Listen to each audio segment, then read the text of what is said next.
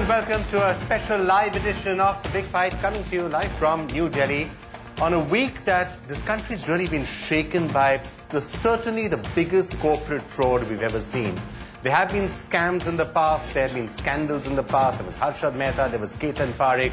But one of the country's top companies, one of the country's most respected companies, a company that won award after award for corporate governance and good audit practices and all sorts of things like that, and now suddenly a fraud of this magnitude.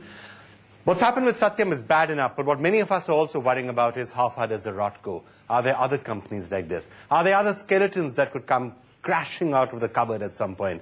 And that is what we're going to be taking a look at on this particular episode of The Big Fight, looking at Satyam and also moving on beyond.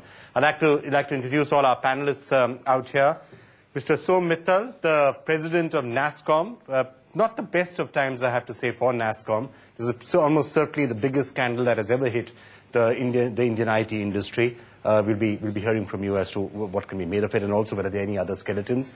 Also here to tell us about how deep the rot might be going, Amit Mitra, representing the rest of corporate India, if I like, as the Secretary General of FICCI. Thank you so much for being here. Someone with lots and lots of questions to ask, and he's been asking them for the last couple of days and will continue to do so for the next couple of weeks. Paranjoy Guha Thakurta, an old friend of ours here at The Big Fight. Thanks so much for joining us here. Thank you, Vikram. And somebody who has questions not just of corporate India, but of the entire capitalist order, as well as Prasenjit Bose of the CPM. Thanks a lot for being with us, Prasenjit. In our experts chair, and he'll be guiding us through all the legal points and where we actually headed from here.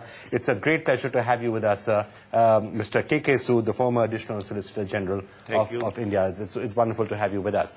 Also, joining us via satellite from Bangalore, Mohandas Pai, head of HR at Infosys. He's also quite shaken by what has happened this week, and we'll be asking you just how far the rot goes. And a little later, we're also going to be joined by Joe Leahy, who has, I'm just getting breaking news coming in right now. The CFO, by the way, has now formally been arrested of Satyam, and I'll just update you on that and all the other pieces of information that are coming in right now. As I just said, news just coming in, the CFO has, after considerable questioning, been now arrested.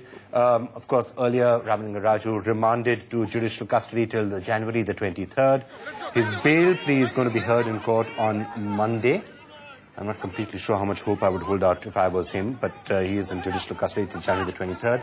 And the Satyam CFO, Srinivas Padalamani, has been interrogated and has just been arrested a couple of minutes back.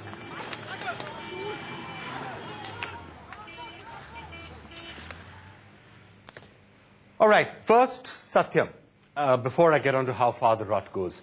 Have you, Mr. Mittal, got any thoughts yet on what exactly happened? How could this have happened? 3% margin, has that ever happened in the history of the Indian software industry, even in the early days? No, this is shocking and unprecedented in every manner. It would take a long and lot of effort for somebody to be at 3% margin, and this was not a startup company.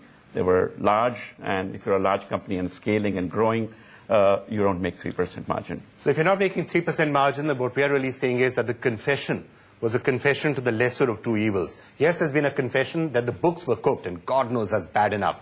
But there's always a possibility it was worse than that. Money was actually siphoned off. Do you think that's a very real possibility? Well, it is, and I think we need to understand whether what's said in the letter is true as well or not, because I think there are several claims made in the letter that has been going on for several years. If it was for several years, then how come it didn't get caught in any of the audits that went through it?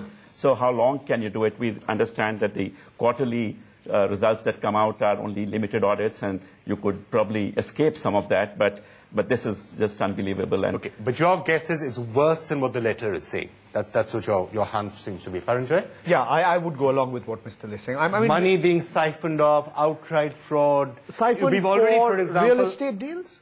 Real estate I mean, take the whole Meta's business. I mean, you had here two companies which are controlled by the founding promoter's sons. You wanted to first transfer $1.6 billion to these companies. And then now you say these were to, you never had assets in the first place. You never had this money in the first place. So in order to create real assets from the fictitious ones,